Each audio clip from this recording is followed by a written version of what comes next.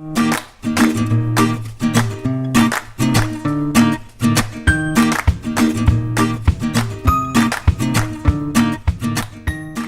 to the Second Nature Show. My name is Dom Campbell, and I'm here with my show co-host Alex Koval-Frakes and Donna Masterson. And it's my privilege today, I'm really happy to introduce a new friend of mine to the show. She is a health and mindset coach, and I had the privilege of meeting her during my training to become a success coach for the Health Coach Institute. She is also now a success coach, and she has a spitfire personality that I absolutely fell in love with, and oh yes, she does. And so I'd love to welcome Alyssa Poggioli to the show. Welcome, Alyssa. Happy to be here. Thank you. Awesome. Yeah, so excited to have you here. Thank you for being with us today. I haven't got the privilege to get to know you yet, so I'm really excited for this opportunity to ask you some questions this morning and figure out what makes you do what you do. So the first question is, what inspired you to become a health and mindset coach? And for someone who hasn't heard of that, maybe what is that?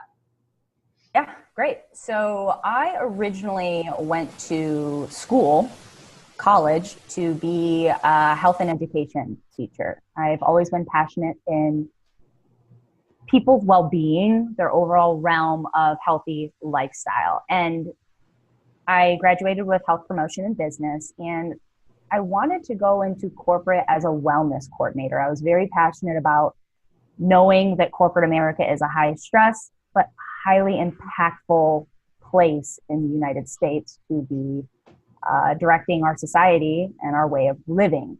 So I had a hard time getting corporate wellness, but went into corporate fitness, which is rewarding. It's easy. It's fun. From there, I've managed for the last 8 years in corporate fitness. So managing fitness centers, running weight loss programs, personal training, teaching group acts, really focusing on the fitness aspect of one's well-being.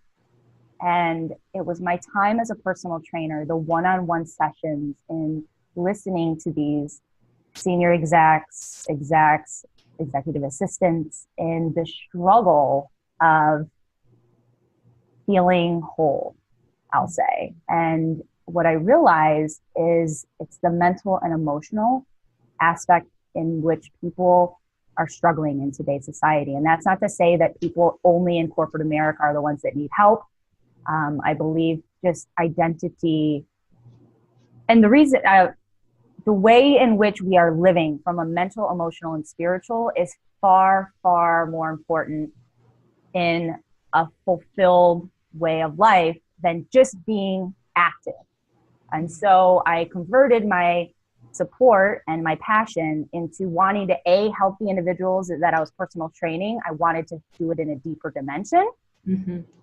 As well as bring awareness and up-level a renaissance of people who are living in a more conscious, fulfilled, healthy mind and emotional standpoint.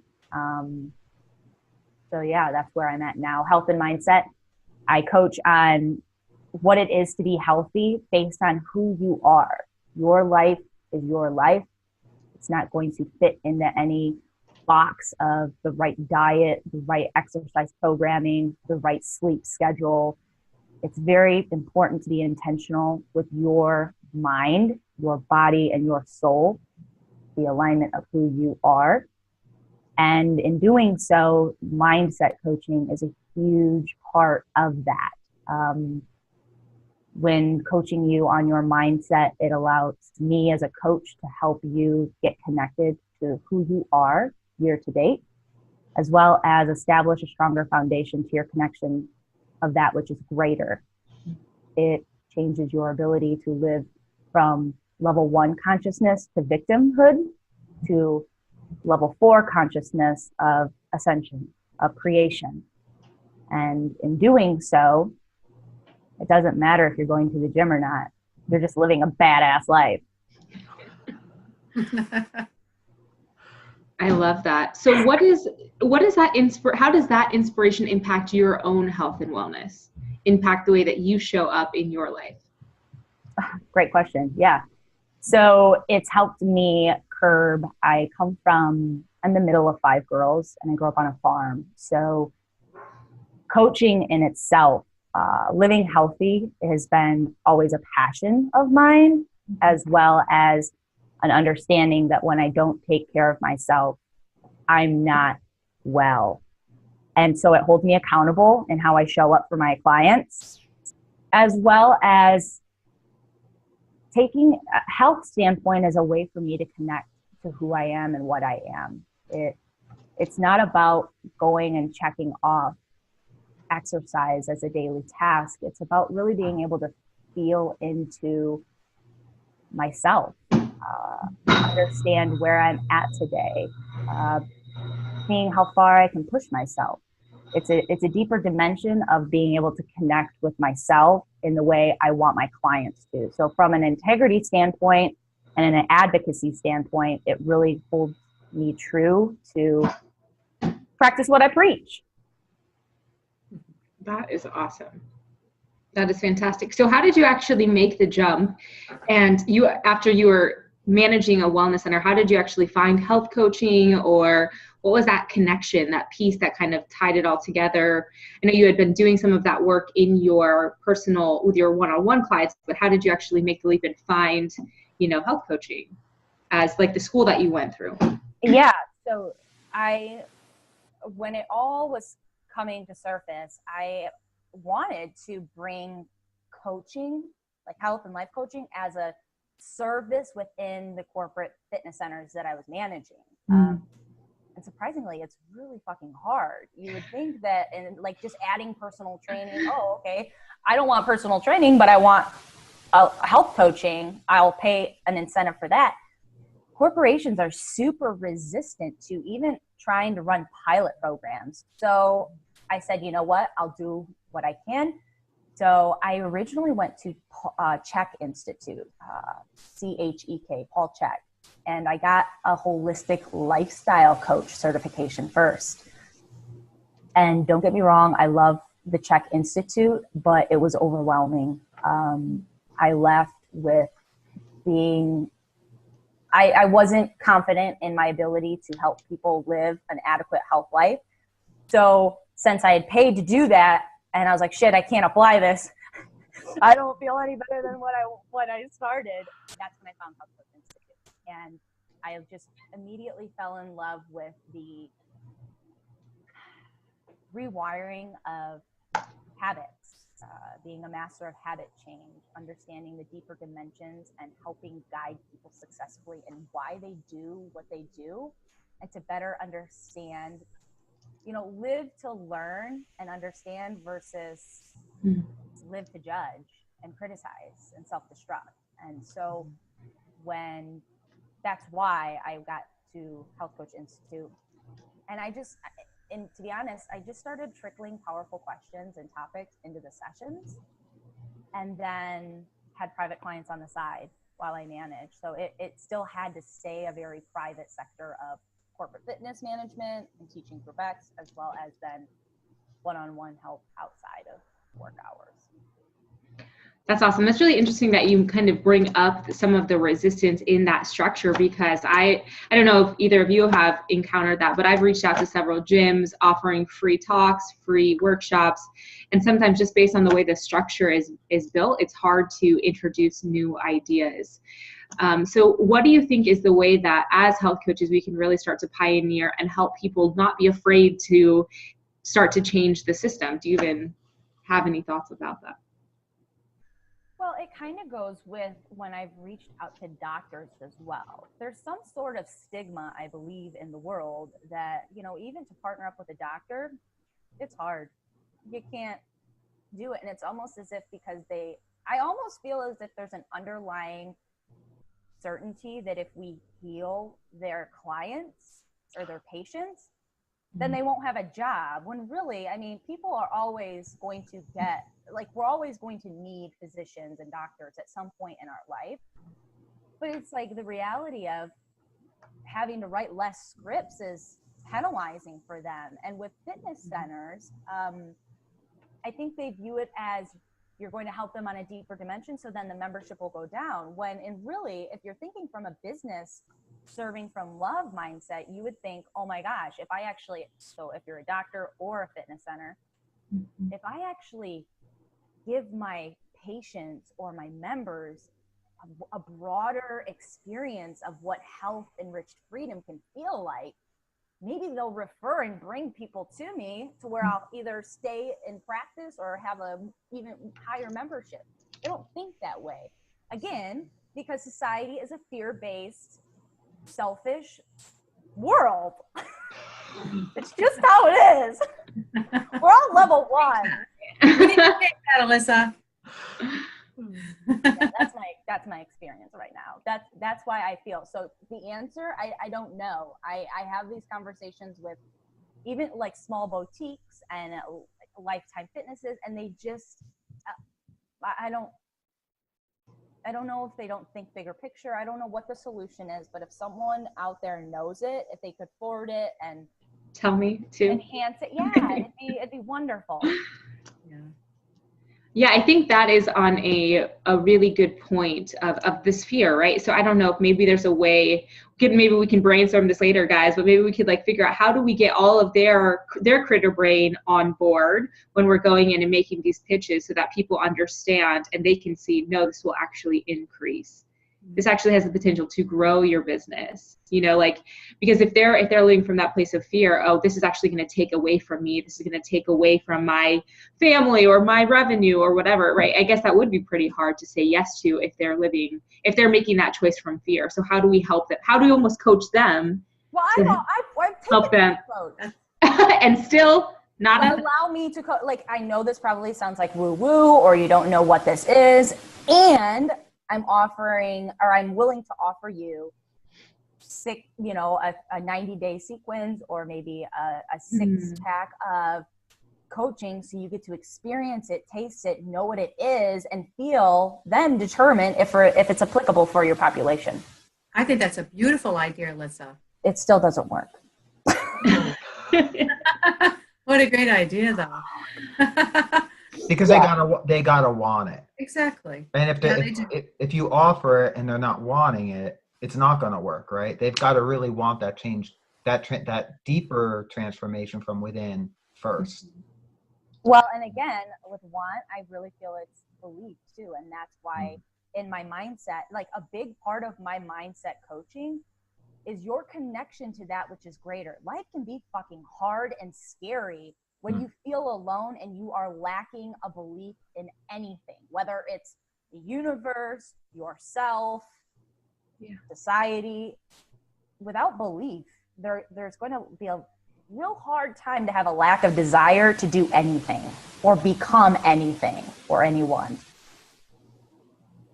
That's so true. Yeah. And I think maybe some of it just is shifting in general, right? Like we know the statistics, health coaching is going to continue to explode over the next 7 years. And maybe what people continue to see and experience in small doses coaching, because, I wasn't sure about coaching until I really experienced it for myself. And I was like, oh my God, that shifted for me in 15 minutes. Like what might happen if I really engaged with this work? So I think part of it is just, continuing to show up and people will see it with their own eyes. The proof is in the pudding. So awesome. I love some of those ideas. Thank you. Those are really, because that's some of the stuff I've struggled with, is getting people on board when I'm like, this is so good. This could be so good for your people. Like, come join us. Let's do something together. And like, nah. You have to be able to feel before you can see, though. Yes. That's the linking dimension. So true. So true. Yeah. So if I was interested in your services, what would working together look like? What if someone was curious to reach out? What's your setup? What's your structure look like? How do people meet with you? Okay. It depends. So I shouldn't say only. I prefer to do 6-month or year-long partnerships, one-on-one clients. I coach the first, second, and the third week of each month.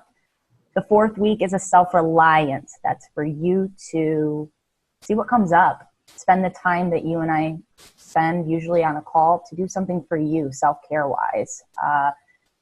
Sessions last anywhere from 60 to 75 minutes. I prefer to do Zoom via remotely, because I understand that not only are you signing up to talk about anything and everything you don't like about yourself and your life, you're not going to come rushing to an office to see me to do that. And I give you audio recordings of the session so you can refer back to them. I do shorter term, small group, 90-day transformations to where it's the same stretch, 12 weeks, weekly calls on the first, second, and third week. The fourth week is a more cohesive accountability that you can do. It's a cheaper investment, obviously, but it's still done via Zoom. I usually keep those programs pretty specific. So later in 2009 or beginning in 2019, I'm doing a group specific for stay-at-home moms to help them kind of redefine who they are now that so they can reconnect with who they are and what they want out of life and have that safe space to grow together and be able to have that. So I think I answered all your questions.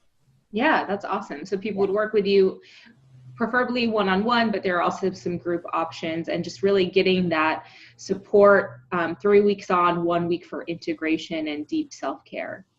Yeah, and with my groups, I'm very intentional in where I used to just do groups for people who can't afford the larger investment.